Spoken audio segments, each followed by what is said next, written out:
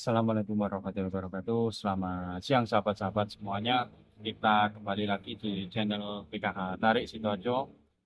Oke sahabat-sahabat, di video kali ini kita akan menjelaskan bagaimana teknis kalau ada ATM KPM yang rusak, hilang, atau lupa PIN. Ya, seperti itu sahabat-sahabat. Tentunya ini kita akan menyapa terlebih dahulu teman-teman kita. Selamat bekerja teman-teman SDM PKH seluruh Indonesia. Salam berbahagia ya. Kita sembari bekerja seperti biasanya. Jangan lupakan P2K2 ya sahabat-sahabat. Karena itu adalah ruh dari PKH. Baik sahabat-sahabat, kita akan menjelaskan sedikit tentang bagaimana mengatasi dan memperbarui ATM yang hilang, rusak, atau lupa PIN. Ya, ini di daerah kami, sahabat-sahabat, di Kabupaten Sidoarjo. Ya, tentunya setiap daerah dengan bekerja sama dengan Bank Himbara, aturannya berbeda. Namun di daerah-daerah yang lain mungkin ada yang sama dengan daerah kami. Ya, seperti itu.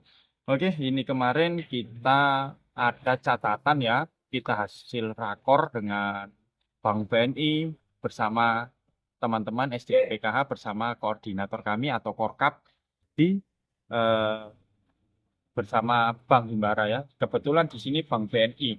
Ini sahabat-sahabat bisa dilihat ya, ada 3 surat dari desa, surat dari Dinsos, surat kehilangan buku tabungan dari polisi. Ini buku tabungannya atau ATM ya.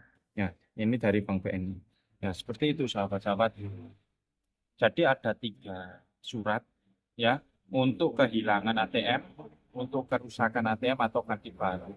Itu ada 3 surat tersebut. Ya, syaratnya untuk dibawa ke bank itu ada surat pengantar dari desa. Untuk nanti surat ini ditujukan untuk pembuatan surat rekom dari dinas sosial. Ya, dinas sosial kami mengeluarkan rekom. Nah, sudah ada 2 surat. Yang ketiga adalah surat kehilangan dari polsek. Polsek setempat. Kalau ATM-nya hilang. Kalau ATM-nya rusak ya cukup 2, surat keterangan dari desa dan surat keterangan dari dinas sosial. Namun apabila hilang tapi mempunyai buku tabungan kan, nah ini surat kehilangan dari polsek diperlukan untuk ke bank. Loh Kak, ATM kami itu tidak dapat buku tabungan, bagaimana melacak nomor rekeningnya? Ini ada salah satu pertanyaan dari KPM. Loh aku kok nggak dapat buku tabungan? Tenang, itu bukan menjadi hal yang masalah besar. KPM datang ke pendamping, pendamping untuk dimintai tolong cekkan ini nomor rekeningnya berapa. Karena diperlukan nanti untuk verifikasi di bank. Ya, itu sahabat-sahabat surat-suratnya harus dipenuhi. Ya, untuk selanjutnya kita jalan ke bank. Setelah surat terpenuhi kita ke bank. Bank terdekat di sini kurang lebih sekitar 10 kilo. Ya, jaraknya dari kecamatan kami ke bank terdekat. Bukan di pusat kota ya itu. Ada bank cabang kantor pembantunya. Itu kurang lebih 10 kilo. Ya. Nah, di sana kita menyedorkan KPM tadi suratnya tadi ini dilengkapi, setelah itu diverifikasi oleh bank. Namanya dipertanyai ada perlu apa? Misal ini ya pergantian ATM karena rusak, entah itu kegores atau patah atau yang bagaimana, itu pokoknya rusak. Nah, ditanya ada perlunya apa, ibu ke sini atau bapak ke sini mau pergantian ATM, tentunya harus didampingi dengan pendampingnya kalau ke sana. Biar langsung validasinya cepat. Nah, kembali lagi ya, bagaimana? Ada perlu apa? Pergantian ATM. Oh, bisa ditujukan surat-surat kelengkapannya. Nah, jangan lupa bawa KTP asli, KK, ATM yang rusak tadi, sama kelengkapan surat tadi. Disodorkan, terus diverifikasi sama bank, terus si KPM ditanyai. Nama ibu kandung siapa? Misalnya Ani, ya. Nama ibu kandungnya Ani, misalnya seperti itu. Terus tanggal lahirnya si ibu berapa? Bukan ibu kandungnya, tapi yang mengambil ini berapa? Sekian, sekian, sekian. Transaksi terakhir berapa nominalnya, atau kapan, di mana, itu ditanyakan sahabat-sahabat.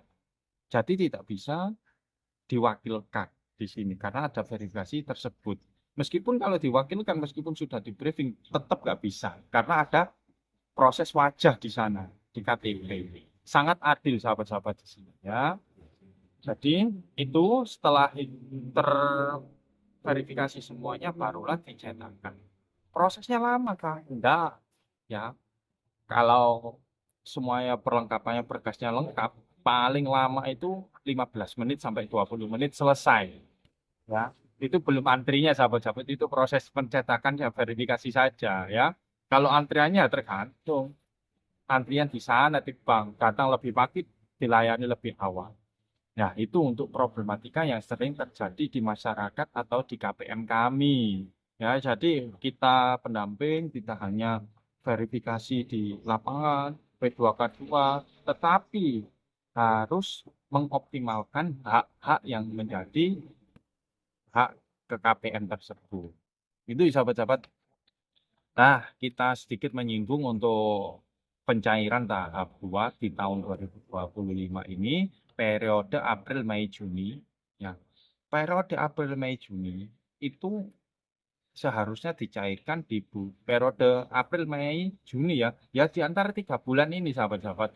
Ya, dikarenakan ada verifikasi DTSN atau penggabungan data, 3 data besar menjadi data nasional satu, verifikasinya agak lama. Nah, kenapa data ini diperlukan?